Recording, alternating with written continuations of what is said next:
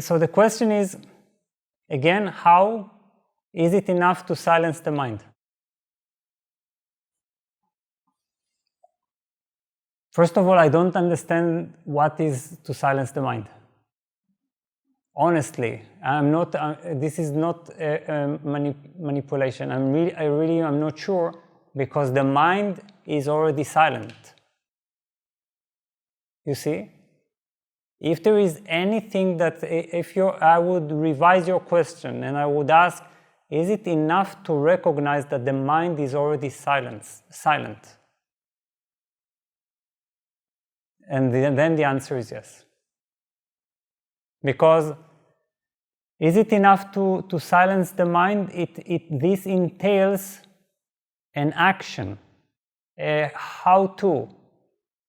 It means that the mind is noisy. Don't believe this slight appearance of thought and emotion. It appears as if it is huge, because we give this appearance, we empower it to be self-existent, solidly existent, and it is not. It does not exist solidly or independently. It appears as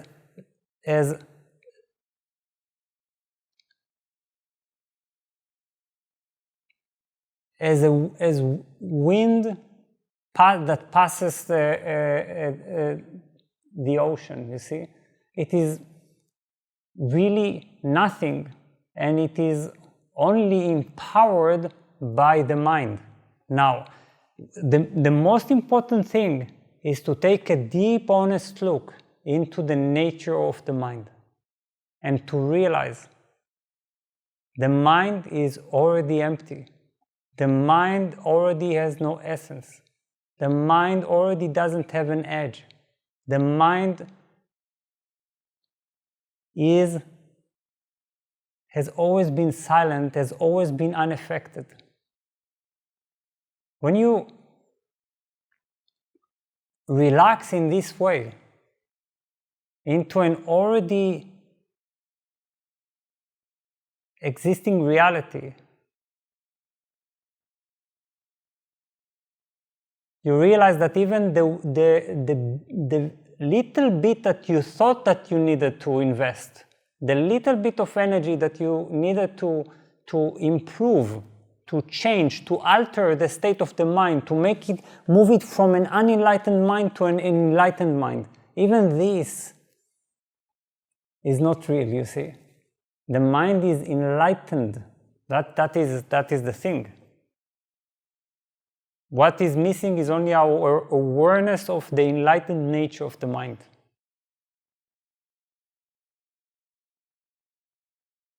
So this is just how blissful it is.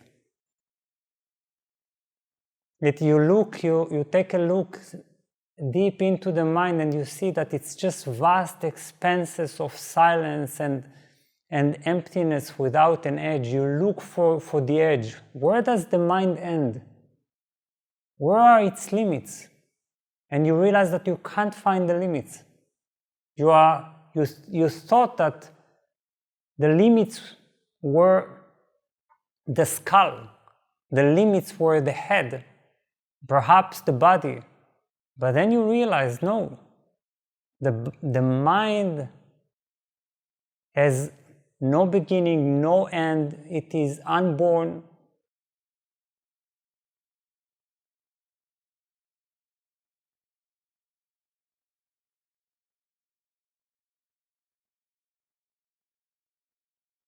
That's when you realize that every movement that you would try to, you attempt to make, every struggle that we're creating toward the truth, it takes us in exactly the opposite direction.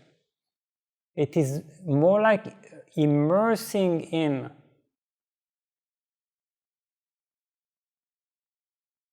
rather than moving toward